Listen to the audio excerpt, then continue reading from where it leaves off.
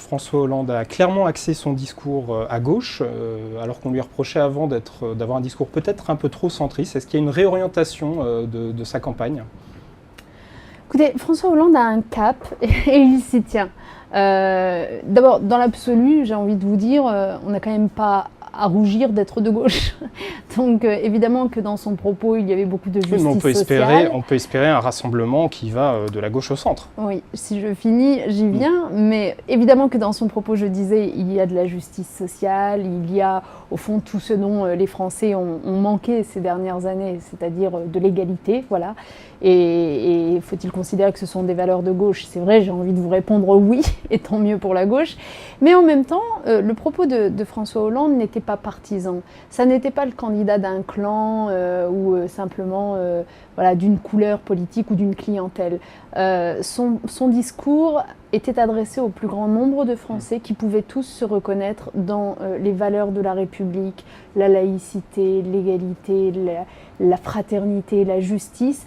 Et au fond, il a ouvert très grand la porte. Il laisse venir à lui aujourd'hui non seulement toute la gauche réunie, mais aussi tous ceux qui ont envie de renouer avec des fondamentaux qui ont été malmenés ces dernières années par Nicolas Sarkozy.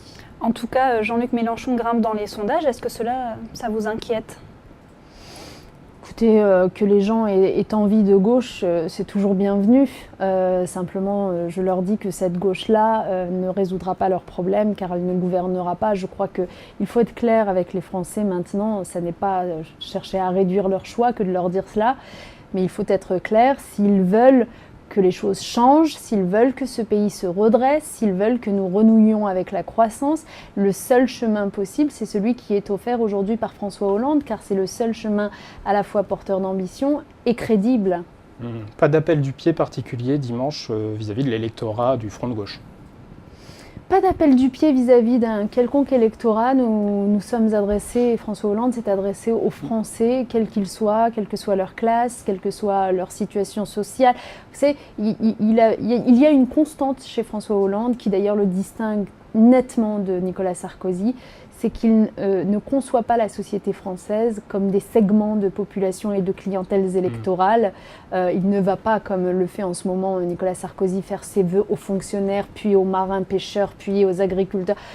C'est pas sa façon de procéder. François Hollande a un projet pour la société française dans son ensemble et au fond considère que résoudre la situation de ceux qui souffrent dans cette société française, c'est être utile à l'ensemble des Français.